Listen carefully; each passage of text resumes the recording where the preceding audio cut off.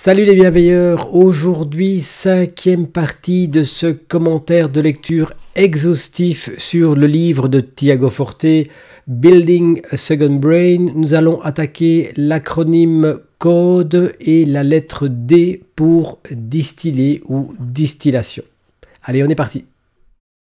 En fait, la phase de distillation annonce une toute nouvelle manière d'aborder les choses. Après avoir capturé puis organisé des informations que nous avons été pêchées dans des sources extérieures, c'est-à-dire produites par des personnes qui ne sont pas nous-mêmes, nous allons maintenant nous tourner vers le futur et plus précisément vers notre futur moi, celui qui va produire des contenus nouveaux à partir des informations que nous avons récoltées et organisées. Dans le procédé Second Brain de Tiago Forte, distiller, c'est en fait extraire l'essentiel de l'information que nous avons capturée dans les différentes sources d'information. C'est donc véritablement distiller, retirer l'essence de l'information pour nos prochaines créations.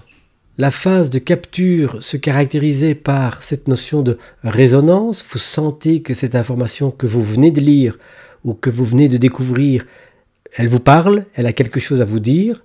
Vous ne savez pas encore exactement quoi et encore moins quand vous en aurez besoin, mais vous sentez qu'il y a quelque chose. C'est suffisant, vous avez pris note et vous avez organisé, c'est-à-dire structuré, placé l'information à un endroit qui va faciliter les recherches. Maintenant, il s'agit de prendre cette information et de nettoyer.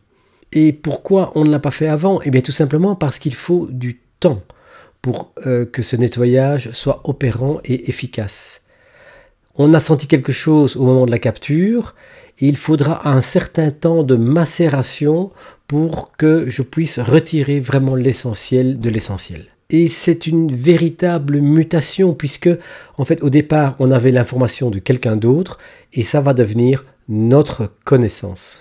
Tiago Forte n'utilise pas cette métaphore, mais je vais quand même vous la proposer car je trouve qu'elle résume bien l'ensemble de la démarche. La démarche que l'on applique avec l'acronyme CODE, capturer, organiser, distiller, exprimer, c'est exactement le même procédé que l'on va effectuer. Vous vous rappelez, dans l'introduction, j'avais parlé food for thought, c'est-à-dire la nourriture pour la pensée. Eh bien, on est dans une métaphore véritablement de alimentation, digestion, métabolisation. Vous avez d'abord des aliments qui sont extérieurs à vous, des légumes, des fruits, de la viande, et qui devront être d'abord sélectionnés, ensuite préparés, ensuite digérés, pour enfin arriver à mettre à disposition de votre corps les nutriments, l'énergie, les protéines, les glucides, les lipides, etc., etc., dont vous aurez besoin pour à la fois renouveler les cellules qui vont se dégrader avec le temps et pour également vous apporter l'énergie nécessaire pour l'action. Alors l'énergie nécessaire pour l'action c'est bien sûr le exprimer du code, la distillation c'est la digestion, l'organisation c'est la préparation des aliments pour pouvoir les manger et les digérer et la capture c'est bien sûr quand vous faites vos courses ou quand vous cultivez votre potager. On est donc vraiment dans cette métaphore de transformation de corps extérieur pour en faire quelque chose qui fait partie de vous-même d'une manière intrinsèque. Et c'est exactement la même chose avec les informations et avec votre connaissance. Vous prenez, vous puisez de l'information à l'extérieur et vous créez votre mode de pensée, votre manière de réfléchir sur base de ces éléments que vous avez capturés, organisés, digérés, métabolisés.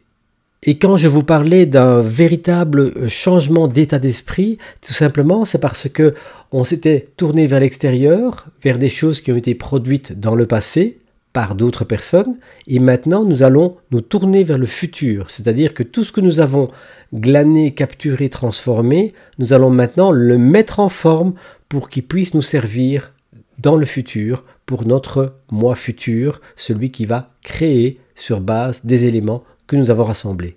Et pourquoi c'est important? Bien tout simplement parce que si vous avez pris le temps de lire un ouvrage, ou 2 ouvrages, 10 ouvrages, 50 ouvrages, au moment où vous allez produire, vous n'aurez plus le temps de relire tous ces livres. Il va falloir donc faire preuve d'efficacité et mettre en forme les informations pour que vous puissiez les retrouver facilement et que vous puissiez les utiliser directement. Il y a donc un double procédé. Le premier, c'est distiller au sens de retirer l'essence.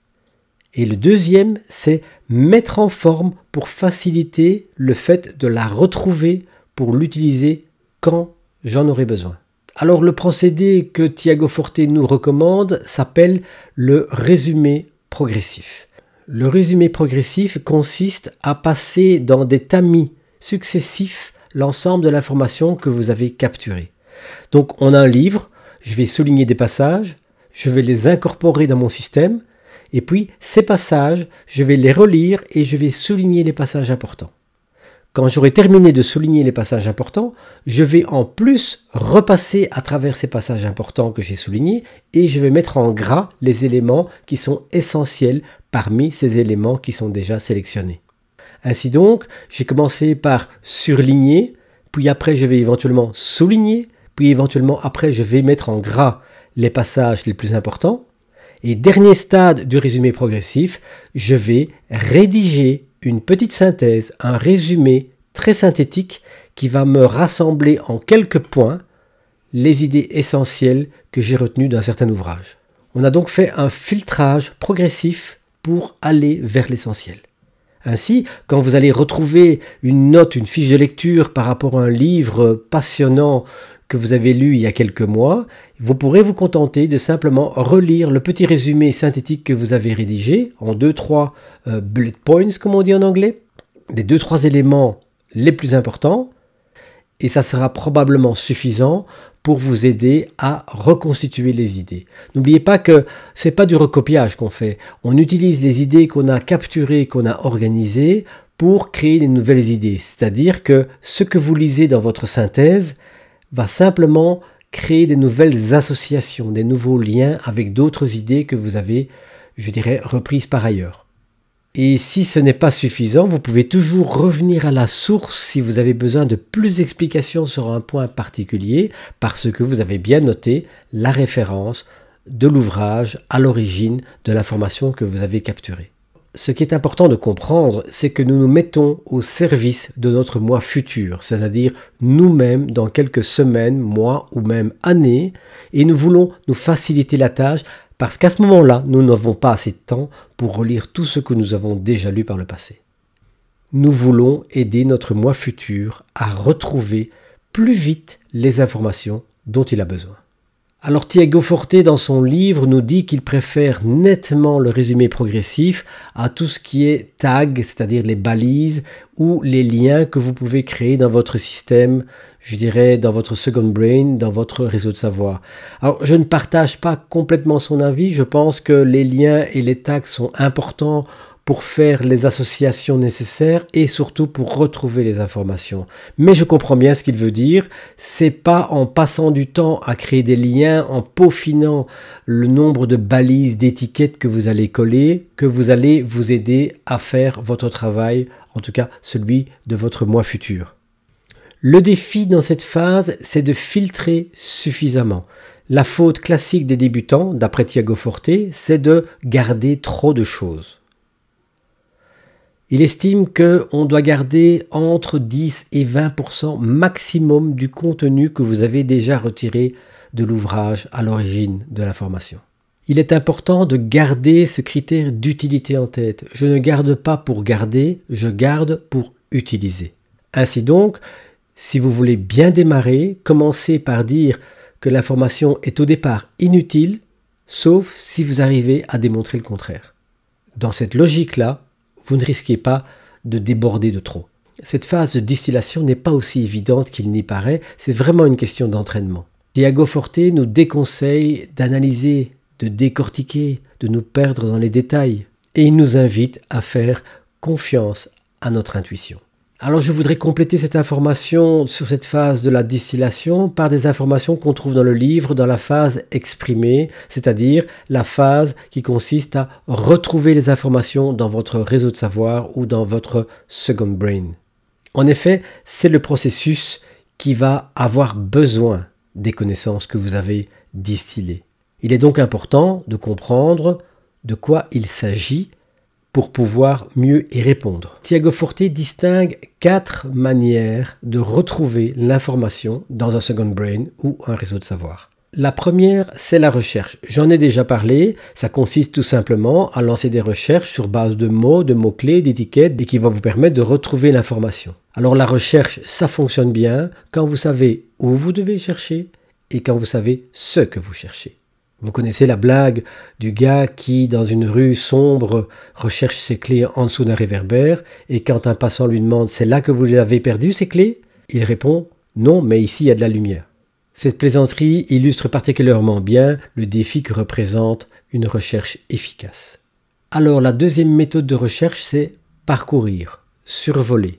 Ce mode de recherche va être particulièrement efficace si vous avez eu une bonne application des critères d'organisation selon par exemple le modèle PARA et principalement par exemple pour les ressources. Vous avez en effet mis dans chacune des ressources un ensemble d'éléments qui vont vous servir dans le futur et quand vous les cherchez, eh bien vous allez simplement vous plonger dans cet environnement-là et vous allez partir à la découverte de tout ce que vous y avez mis par le passé. Alors il y a plusieurs études qui ont démontré qu'en fait c'est un mode de recherche qui a la préférence d'un grand nombre de personnes. C'est plus attractif. Ça a ce côté balade à la découverte.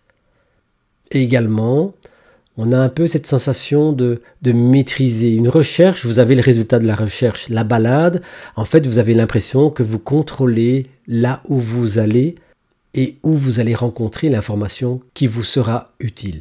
Il y a aussi un élément qui est important, c'est cette notion de représentation dans l'espace. Nous avons un cerveau qui est construit pour nous orienter dans l'espace, sur la Terre, dans nos balades, et c'est quelque chose qui est facilement transposé ou transposable dans ce mécanisme d'exploration de la connaissance et des informations. Alors le troisième mode de recherche, c'est les tags et les liens.